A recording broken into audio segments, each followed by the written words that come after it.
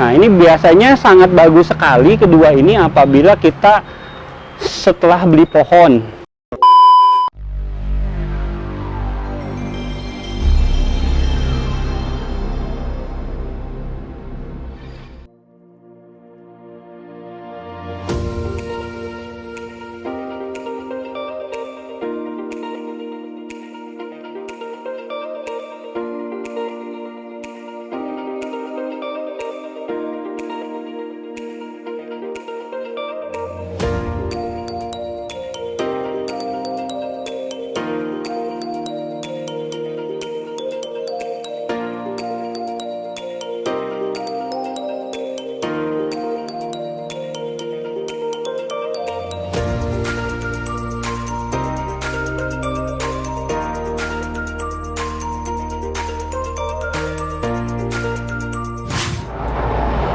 Halo kawan-kawan pencinta tanaman hias di Nusantara, bertemu lagi dengan channel Renat Juanda, channel yang membahas serba-serbi tentang tanaman hias.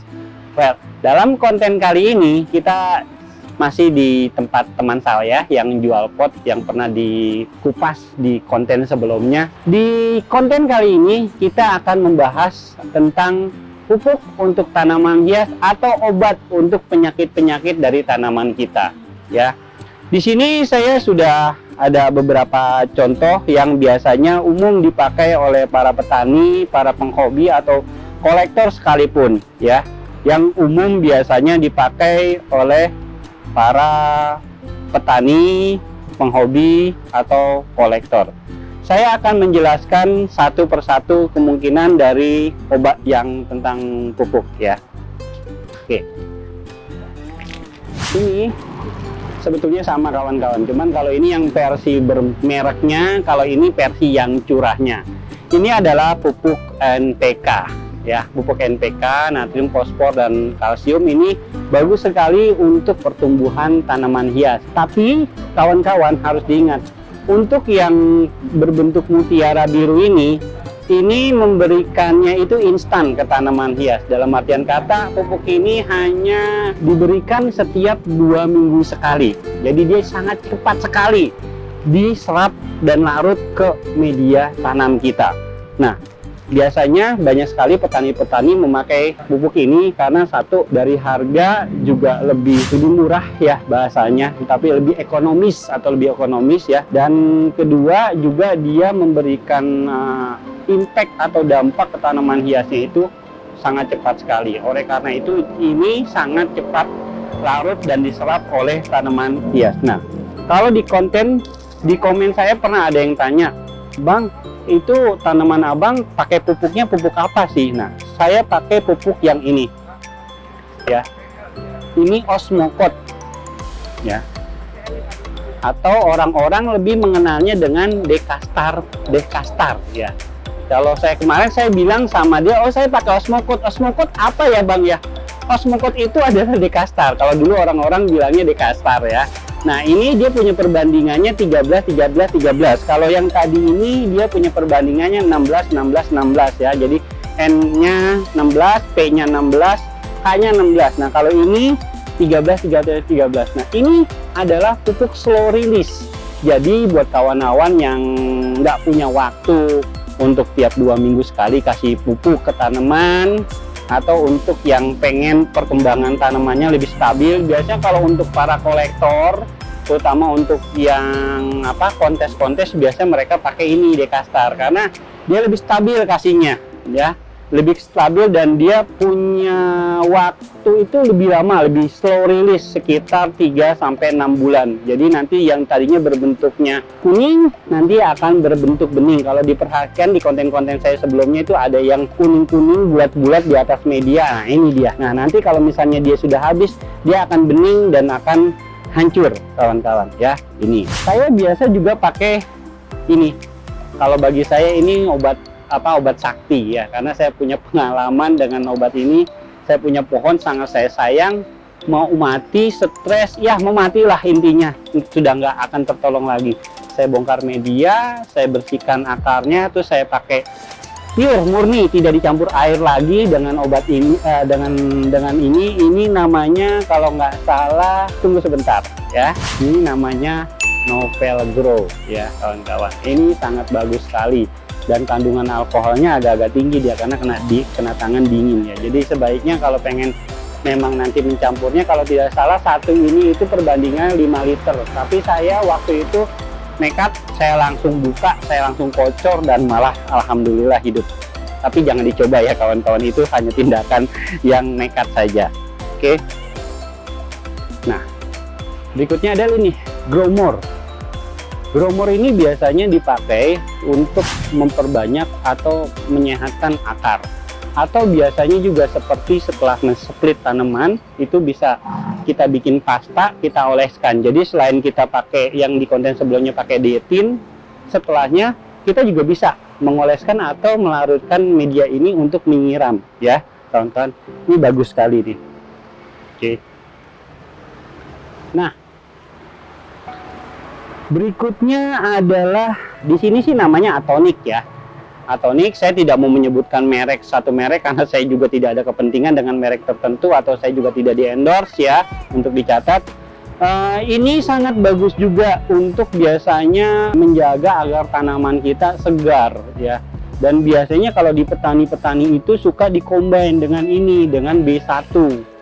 Jadi ya ini selalu pasangannya. Biasanya kalau saya dapat ilmunya dari senior-senior atau dari yang tetua-tetua yang main tanaman hias, biasanya kita suka combine ya. Jadi antara B1 sama Atonik dicampur. Nah, ini biasanya sangat bagus sekali kedua ini apabila kita setelah beli pohon online, terus juga nanti kita terima kondisi tanaman agak kurang sehat karena dalam perjalanan atau ekspedisi, atau kita baru pindah tanaman dari satu pot ke pot yang lain. Nah, ini bagus sekali kawan-kawan, biar untuk menghilangkan stres atau untuk tanaman lebih cepat sehat atau segar kembali ya. Nah, itu kawan-kawan mungkin pupuk-pupuk yang obat-obat, boleh dibilang pupuk-pupuk ya. Dan saya lebih banyak pakai pupuk cair, bukan berarti saya tidak suka dengan pupuk-pupuk organik seperti pupuk feses binatang. Biasanya kalau pakai pupuk feses binatang, satu, kita nggak tahu takarannya apa terlalu kelebihan atau kekurangan. Karena pernah juga saya pakai pupuk feses ya, dari feses kotoran ternak, malah ke pohonnya itu kurang bagus ya. Dan kedua juga, selain itu juga biasanya akan keluar banyak rumput-rumput karena binatang-binatang itu kan makan biji-biji biji-biji rumput ya, benih-benih rumput. Jadi pada saat keluar feses kita taruh nanti untuk campur media, banyak sekali rumput nanti yang keluar, yang itu akan kerjaan 2 kali 3 kali buat kita ya. Oke. Nah, ini masih osmokot ya, cuman dengan perbandingan N-nya sedikit, P-nya sedikit, K-nya yang lebih tinggi. Ini biasanya sangat bagus sekali untuk daun, biasanya untuk daun yang untuk lebih tinggi nih. Tapi saya sarankan yang seimbang tadi, antara 13, 13, 13 atau 16, 16, 16. Oke, setelah kita membahas tentang pupuk, sekarang kita membahas tentang obat. Nah, obat ini adalah ya tentu saja untuk mengobati tanaman-tanaman kita, ataupun kita bisa berikan untuk menjaga kesehatan tetap. Kalau tadi lebih ke pupuknya, kalau sekarang lebih untuk ke penyakitnya. Ini saya nggak bilang obat, karena di konten kita sebelumnya sudah bilang kalau ini adalah bakteri yang masih mati. Apabila nanti dicampur sama, kita buka, dicampur dengan gula dan diberikan ke media, itu akan menjadi bakteri aktif dan mengurai dari media tanam kita tersebut ya. Ini E4 ya, efektif mikroorganisme 4 ya. Nah, kawan-kawan, sini kita ada kurakon. Ya, kurakon ini kalau saya bilang adalah obat sapu jagat.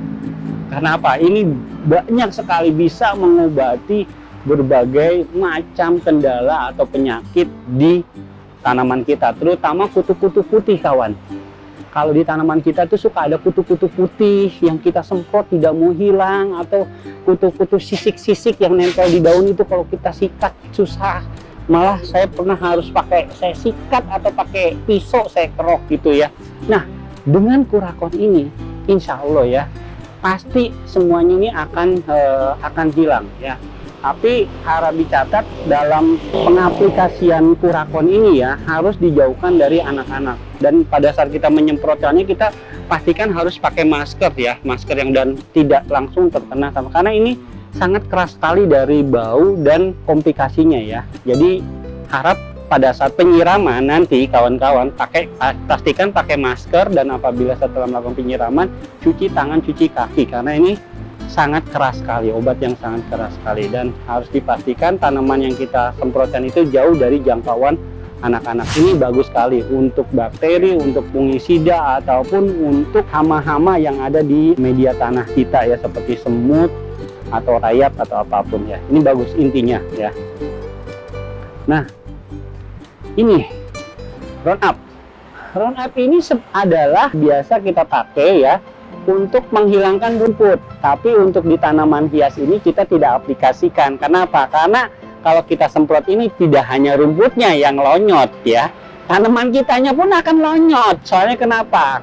Ini untuk menghilangkan rumput ya yang berbatang lunak. Sementara tanaman kita juga masih termasuk kategori Araceae atau keluarga aroid ya, yang which is yang notabene batangnya memiliki. Kalau ini seperti untuk pohon-pohon besar, pohon palem-palem, ini bisa dipakai. Ini saya, tapi apabila kawan-kawan untuk membersihkan rumput secara global masa atau belum ada tanamannya pengen dibersihkan dulu rumputnya, bisa pakai ini ya. Kawan-kawan, ini ada yang namanya dolomit cair. Biasanya saya menggunakan dolomit yang masih berbentuk kapur atau yang berbentuk kasar. Tunggu sebentar saya ambil ya.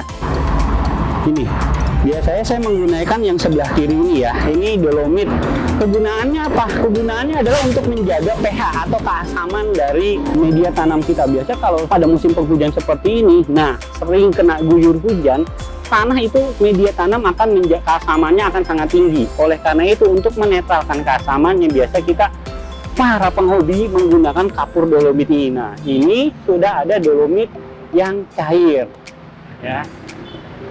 Nah, di sini disebutnya penyembuhan, amelioran atau pembenahan. Intinya mencegah media untuk terlalu asam, pakainya ini kawan-kawan ya. Oke. Berikutnya, nah apabila tanaman kawan-kawan terkena dengan bakteri dalam seperti apa? Contoh, daun nanti tiba-tiba akan seperti basah gitu ya.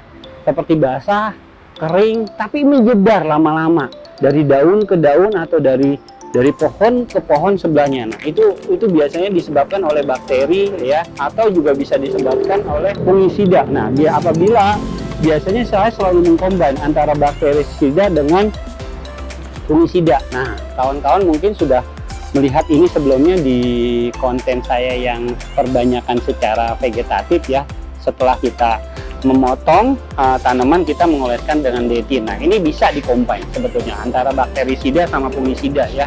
Jadi ini biasanya yang batangnya busuk atau yang bakteri ya, ini bisa dikombine atau bisa D10 atau antrakol, mana saja, karena ini sama-sama fungisida dan ini adalah bakterisida. Fungisida ini untuk ya jamur-jamur seperti tadi, bakteri ini lebih untuk yang ke bakteri.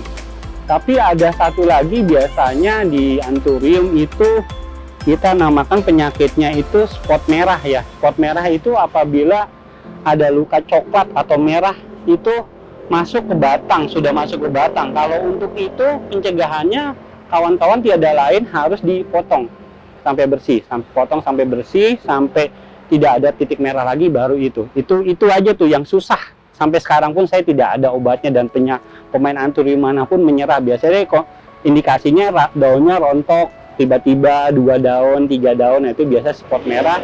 Itu seperti virus juga, itu seperti virus ya, virus yang masuk ke dalam tanaman, tapi bukan di tanaman ya. Oke.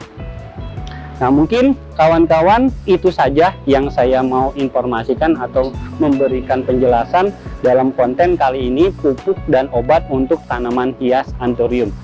Apabila kawan-kawan ada saran, informasi atau apapun yang berguna untuk lebih baik channel ini ke depannya, silakan komen di konten ini. Dan buat kawan-kawan yang sudah like, watch, support by subscribe. Saya ucapkan banyak-banyak terima kasih. Sampai ketemu lagi.